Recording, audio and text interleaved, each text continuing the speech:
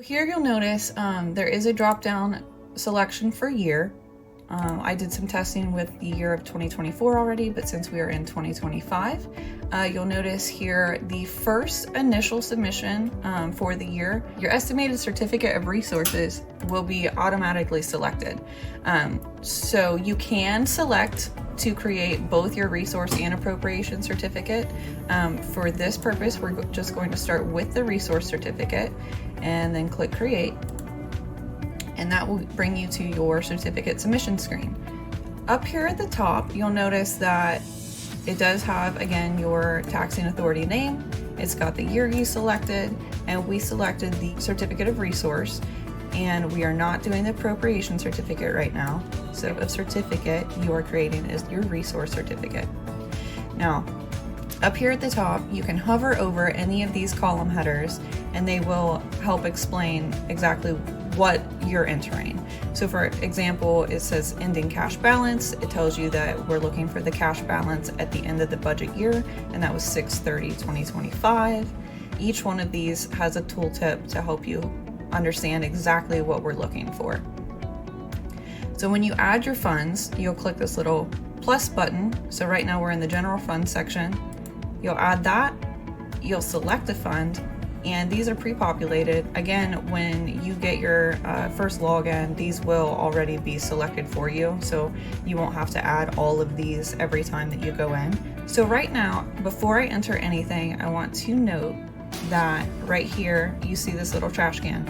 Before any data is actually entered, you can delete that row.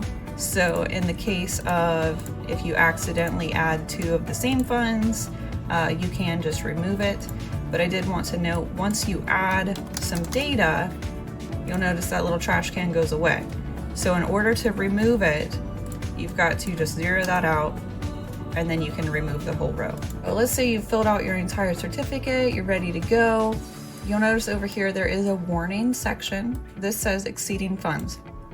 So your start of year and unencumbered balance is a negative number. So anytime there's a warning, it will pop up over here. You can go ahead and submit to reviewer. Let's say you accidentally don't see that. There is a process of which the auditor's office will submit it back to you, and we'll walk through that here in just a minute. But let's say you've got it completely filled out. You can click preview resource, and that will bring you to your unofficial copy of what you've just filled out. Up here, it'll have your summary. It's got your revised code. This should look pretty familiar because this is pretty standard for what we usually send out to you guys for your certificates. But notice it is the official certificate of your estimated resources. The watermark unofficial is on it right now because you haven't submitted it to us and we haven't signed it yet. But this does just go through all of your funds here on the second page. So once you have it filled out and you're good with it, you can submit to reviewer. Let's say we want to add a new fund. Let's say it's not here in your drop down. You can add a new fund.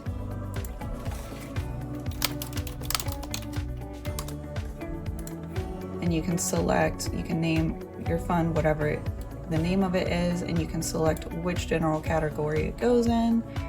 So we'll just put it here in the general fund. You click add, and then it will appear here in your drop down to be added as your fund. Then you can fill that out just like the rest of them.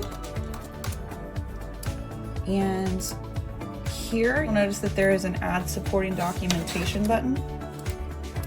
You can use this to upload PDFs only, and this is where you would upload any documentation that, like your approved resolutions, supporting reports, meeting minutes.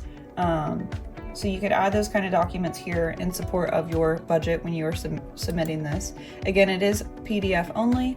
I've got some PDFs here. We'll just add one for test. And then once it's added, it will display here. Of course, if you add the wrong thing, that trash can is there, you can delete it just to remove it. You can add something else if you want. For this purpose, we'll just add that again and close it. Once you have filled everything out, you can submit to reviewer. And then at that point, it is submitted to the auditor's office for review.